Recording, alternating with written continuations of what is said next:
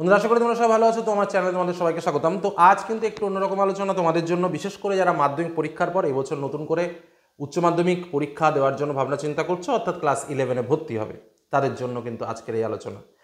বিষয়টা কি? বিষয়টা হচ্ছে একদম সাবজেক্ট রিলেটেড।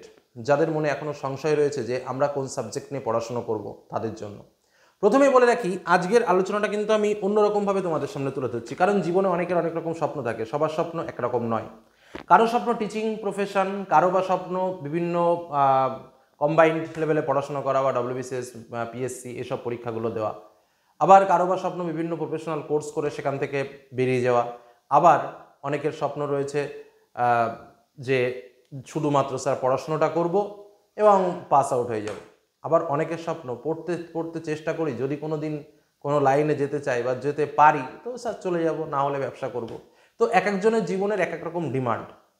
তো সেই ডিমান্ড অনুযায়ী নিজেকে সাবজেক্ট চুজ করতে হয়, এটা হলো প্রথম কথা। তো আজ আমি তোমাদের সামনে যে সাবজেক্টগুলোর কথা বলবো, দেখো আমাদের সব মিলিয়ে এই মুহূর্তে 64টা সাবজেক্ট, আরও 3টে সাবজেক্ট বেড়েছে আমাদের এবার উচ্চ মাধ্যমিকে।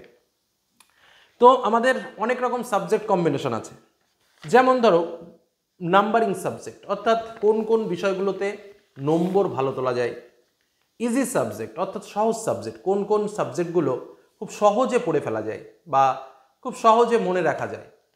তারপরে ধরো নাম্বারিং অ্যান্ড ডিজি, মানে নম্বরটাও বেশি উঠবে এবং সহজ সাবজেক্ট। আরেকটা হচ্ছে বেস্ট ডিমান্ডেবল সাবজেক্ট, অর্থাৎ এই বাজারে কোন সাবজেক্টগুলোর ডিমান্ড হাই লেভেলে রয়েছে। এই বিষয়ের ওপরেই আমি মোটামুটি আজকের আলোচনা তোমাদের সামনে তুলে ধরব। এবং তোমাদের সবার আগে একটা কথা বলে রাখি, দুটো টাইপস আছে সাবজেক্ট চুজের জন্য। দুটো বিষয়ের দিকে লক্ষ্য রাখবে, যে আমি গভর্নমেন্ট জবের দিকে যাব, নাকি আমি এমনি নিজের মতো করে পড়তে চাইছি, নাকি আমি টিচিং প্রফেশনের দিকে যাব। কারণ টিচিং প্রফেশনের দিকে যাওয়া মানে ভবিষ্যতে তোমাকে অনার্স করা, আর ভবিষ্যতে অনার্স করতে গেলে কি লাগবে? একটা ভালো কলেজে তোমাকে ভর্তি হতে হবে। তার মানে তোমার মূল টার্গেটটা কি?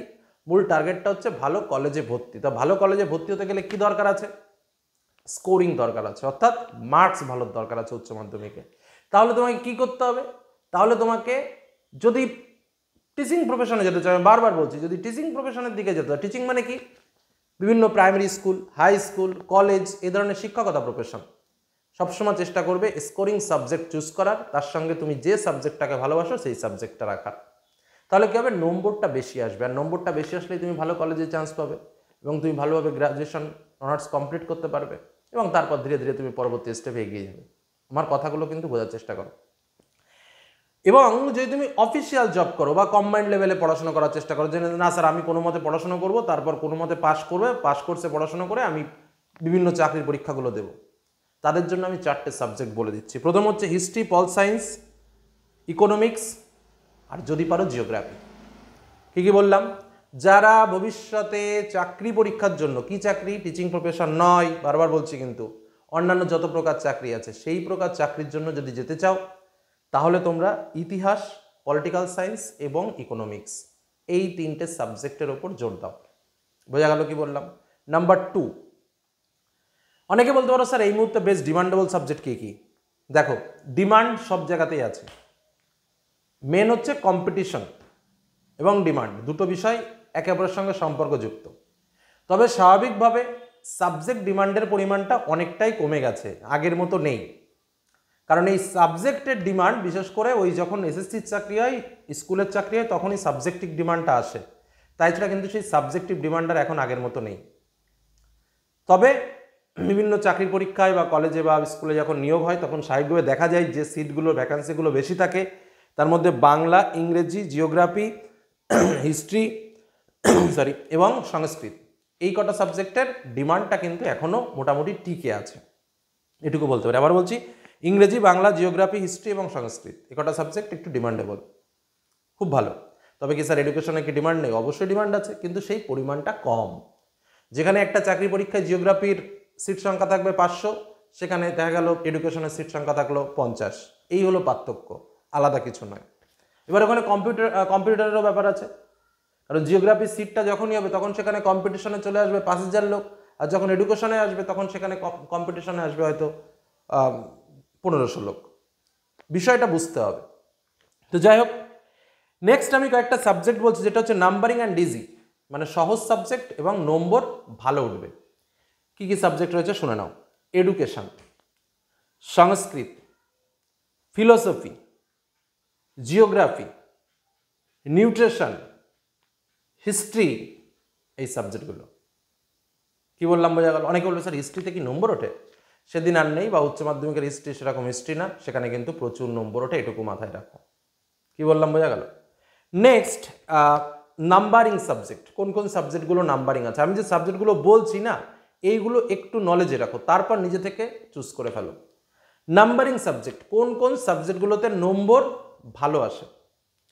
এর আগে বললাম কি নাম্বারিং অ্যান্ড ইজি, যেটা নম্বর পাবে এবং সহজ সাবজেক্ট। আর একবার বলছি, education, Sanskrit, philosophy, history, fine arts, nutrition.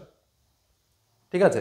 জিওগ্রাফির কথাও বলেছি, কিন্তু জিওগ্রাফিটা কিন্তু যাদের একটু ম্যাথ জানা নেই তারা কিন্তু জিওগ্রাফিটা অতটা ভালোবেসে এগোনোর দরকার নেই, কারণ যথেষ্ট পড়ার বিষয় আছে, এটুকু বলে রাখলাম। আমি লাস্ট বলছি, আলোচনার মধ্যে সব থাকবে। নাম্বারিং সাবজেক্ট, কোন কোন সাবজেক্টগুলোতে নম্বর বেশি ওঠে? স্বাভাবিকভাবে যে কটা সাবজেক্ট বললাম এই কটা সাবজেক্ট তো রয়েইছে, এর সঙ্গে ফাইন আর্টস বলে একটা সাবজেক্ট আছে, কিছু কিছু স্কুলে আছে, বেশি স্কুলে নেই। তার সঙ্গে বায়োলজি, কম্পিউটার অ্যাপ্লিকেশন, এই ধরনের সাবজেক্টগুলোতে কিন্তু নম্বর খুবই ভালো ওঠে। এবার আমি তোমাদের কয়েকটা কথা বলি, যেটা হচ্ছে তোমাদের মূল জানার বিষয়, যে স্যার একদম সহজতম সাবজেক্ট আমাকে 4টে বলেন, যে সাবজেক্টগুলো নিয়ে আমি সব থেকে কম পড়ে পাস মার্ক পেয়ে বেরিয়ে যাব, বেশি টেনশন থাকবে না। তাহলে আমি তোমাদের জন্য 4টে সাবজেক্ট বলছি, ঠিক সেরকম। সেটা কি কি? 1 নম্বর হচ্ছে হিস্ট্রি, 2 নম্বর হচ্ছে পলিটিক্যাল সায়েন্স। কি বললাম আবারও বলছি, 1 নম্বর হিস্ট্রি, 2 নম্বর পলিটিক্যাল সায়েন্স, 3 নম্বর সংস্কৃত, 4 নম্বর এডুকেশন, 5 নম্বরে আমি রাখছি ফিলোসফিকে। তবে হ্যাঁ, যাদের মাথায় একটু লজিক ঢোকে না তারা কিন্তু ফিলোসফির দিক যেও না, কারণ ফিলোসফি কিন্তু বোঝার সাবজেক্ট। তুমি যদি মনে করো আমি 5টা প্রশ্ন পড়েই স্যার কমন পেয়ে যাবো, তাহলে কিন্তু ফিলোসফি হবে না। ফিলোসফি তোমাকে পড়তে হবে, ফিলোসফি তোমাকে বুঝতে হবে, কিন্তু খুবই সহজ, ইন্টারেস্টিং সাবজেক্ট। কি বললাম বোঝা গেল? এই সাবজেক্ট কটার দিকে একটু লক্ষ্য রাখো, যে কটা বললাম, যে 5টা বললাম, এই 5টার ভিতরে 4টে চুজ করো, দেখবে সব থেকে সহজ। তার মধ্যে সংস্কৃত, এডুকেশন, হিস্ট্রি, পল সায়েন্স, এই যে সাবজেক্টগুলো বললাম আমি, এই সাবজেক্ট এবং ফিলোসফি, এই সাবজেক্টগুলো কিন্তু একদম সব থেকে সহজতম সাবজেক্ট। এবার বলি, আর্টসের ভেতরে কিছু কিছু সাবজেক্ট আছে যে সাবজেক্টগুলো নেওয়ার আগে ভাবা উচিত। আমরা মনে করি আর্টসের সাবজেক্ট, হঠাৎ করে নিয়ে নিই, শুনি যে অনেকে ভালো নম্বর পেয়েছে, কিন্তু ভালো নম্বর পেতে গেলে তাকে খাটনিও খাটতে হয়েছে, এটাকে কিন্তু জেনে রাখতে হবে। সেরকম কিছু গুরুত্বপূর্ণ সাবজেক্টের নাম বলি, যে সাবজেক্টটা নেওয়ার আগে অন্তত একবার করে ভাববে। কি সেই সাবজেক্ট? Number 1, computer application. দেখতে মনে হয় অনেক সহজ, কিন্তু যথেষ্ট খাটনি। নাম্বার 2 বলবো জিওগ্রাফি, দেখতে মনে হয় অনেক সহজ, কিন্তু প্রচুর খাটনি। 3 নম্বর বলবো ইকোনমিক্স, যেটা দেখতে মনে হয় খুবই সহজ, কিন্তু প্রচুর খাটনি। 4 নম্বর বলছি নিউট্রিশন, যেটা দেখতে মনে হয় খুবই সহজ, কিন্তু যথেষ্ট খাটনি। 5 নম্বর বলছি অ্যানথ্রোপোলজি। এই সাবজেক্টগুলো কিন্তু বুঝে শুনে নিতে হবে। এই 5টা সাবজেক্ট বললাম, মানে আমার যেগুলো নখদর্পণে আছে বা বেশিরভাগ স্কুলগুলোতে যে সাবজেক্টগুলো চলে, সাবজেক্ট তো অনেক রয়েছে, তার মধ্যে এই সাবজেক্টগুলো কিন্তু নেওয়ার আগে ভেবে নেবে, কারণ এই সাবজেক্টগুলোতে কিন্তু যথেষ্ট লেবার দিয়ে পড়াশোনা করতে হয়। যারা পড়াশোনা করবে তাদের জন্য ওভারঅল প্রত্যেকটা সাবজেক্টই বেটার, কিন্তু তার মধ্যে আজকের আলোচনা কিন্তু একটু অন্যরকম। তোমাদের সামনে কিছু কিছু সিস্টেম ওয়াইজ আলোচনা করলাম। সহজ সাবজেক্ট, যারা কম্বাইন্ড লেভেলে চাকরি পরীক্ষা দেবে তাদের জন্য কেমন সাবজেক্ট, যারা টিচিং প্রফেশনে যাবে তাদের জন্য কেমন সাবজেক্ট, যারা কোনো মতে পাস আউট করে বাইরে বেরিয়ে যেতে চায় তাদের জন্য কোন সাবজেক্ট, আমি কিন্তু আলোচনা করলাম। ভালো লাগলে লাইক করো, কোনো কিছু জানার থাকলে অবশ্যই কমেন্টে কমেন্ট করো। ধন্যবাদ।